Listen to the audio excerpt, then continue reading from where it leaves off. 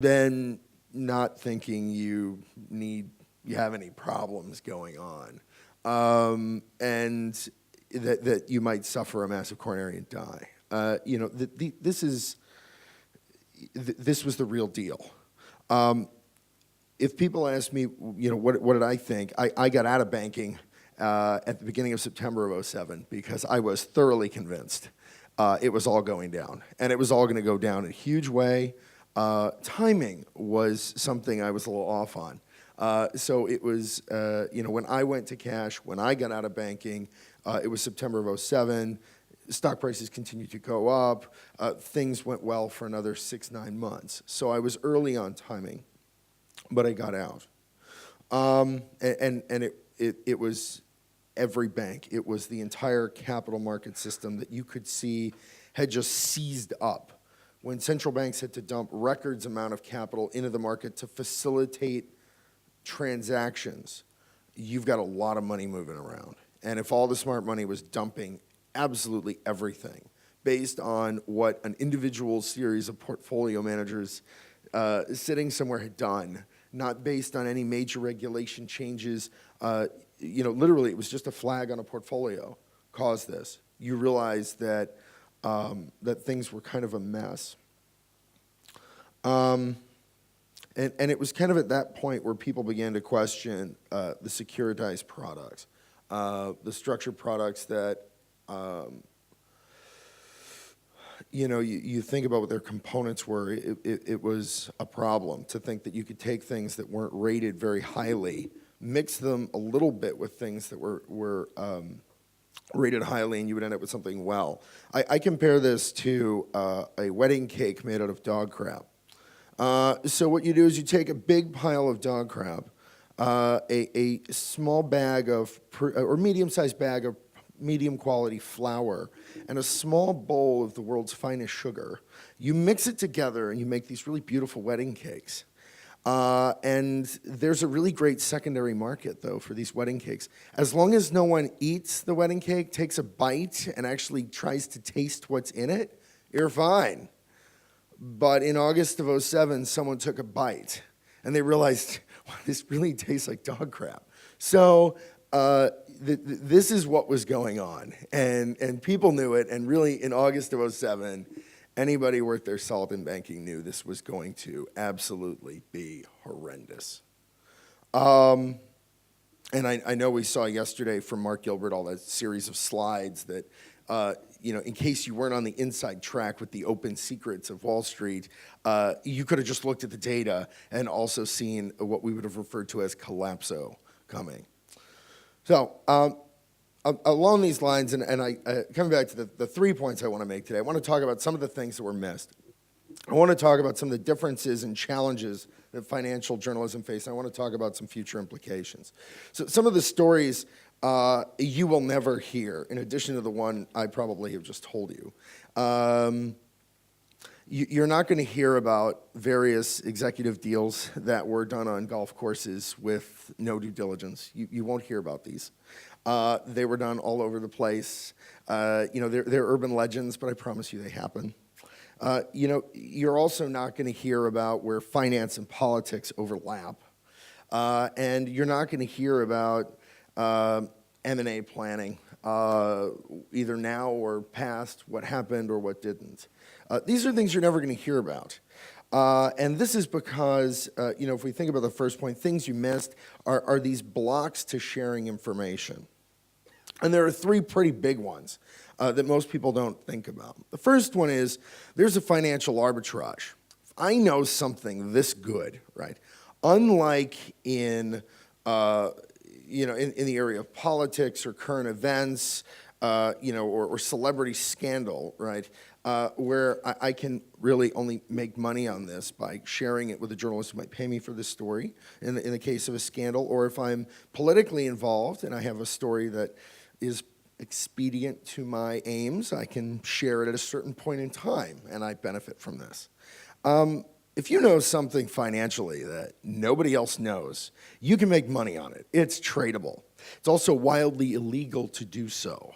But if you're unscrupulous and you know something really fabulous, I'm not calling anybody. Either way. If I am a character of good morals, which I happen to be, and I know a tremendous secret, I'm not going to share it anyway. And the reason is because of SEC regulations, because my life will be ruined, right?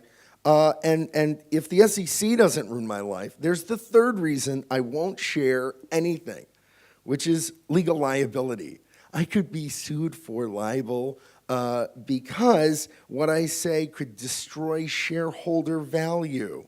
So if I know something really good and really juicy and really important, I'm not going to share it because either it's tradable and I want to take advantage of it, or I don't want to get into major trouble with either the SEC or the company I happen to be talking about. And this is very different than other areas of journalism. And what I alluded to yesterday when we think about, why people read financial journalism.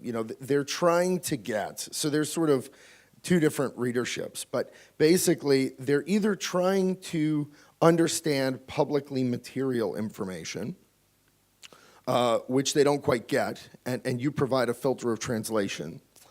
Or what they're really hoping for is non-public material information, which of course you're not publishing because no one in the financial sector is sharing for those three really important reasons. So that's, there's sort of a gray area in between, which is where this sort of more specialized journalist research comes in, which I know we talked quite a little bit about yesterday, where you see to do real digging on real big problems and real big questions takes a lot of resources, takes a dedication of time, takes a dedication of funding. It's a really big deal. But at the end, you get to public material information that might be wildly innovative and can move the market. So, now that we sort of understand why there are stories you'll not hear, haven't heard, and I wager you won't hear for many, many years to come, and I know I won't share, I want to talk a little bit about how this is sort of one of the things that makes journalism different. And there are sort of four ways it's different, and fundamentally from any other kind of journalism, and that make it really challenging to not only cover the crisis, but to think about covering future financial issues, to covering future financial crises. The first thing is that really, the sources are different, right? The audience is different, the acumen is different, and the expectations are different. So the sources are different. At first, they seem kind of normal. You have analysts, which are almost exclusively sell-side, as we got into a discussion about yesterday. There's experts and consultants, and there's executives. This sounds all very normal, but what's not normal are the series of restrictions placed on them, as I've just alluded to. And whereas outside of finance, no press is bad press, right? Or all press is good press. In finance, bad press can send you to jail, get you fired, or sued. So, it's a very different world. And there is one word of warning about this too, and we came up with this a little bit. We were talking about this yesterday. Is that in that strange event that you have not developed a source that is wildly reliable, and they share with you something that seems to be wildly secret, non-public information, and it begins with something like Blue Horseshoe Loves, right? Be very careful, right? For those of you who haven't seen it in a while, you see these sort of shenanigans in the movie Wall Street, where the media is essentially used quite blatantly in order to affect market moves. So if you do find someone who's very willing to share information that should make them very uncomfortable, you also need to be careful. So just when you think you've got a source that's really great, there might be a twist there. So this is also something very, very different. The second thing that I mentioned was that the audience, the financial audience, is different. People get, the average populace, United States, Europe, everywhere pretty much, they get politics, right? Everybody kind of has an opinion.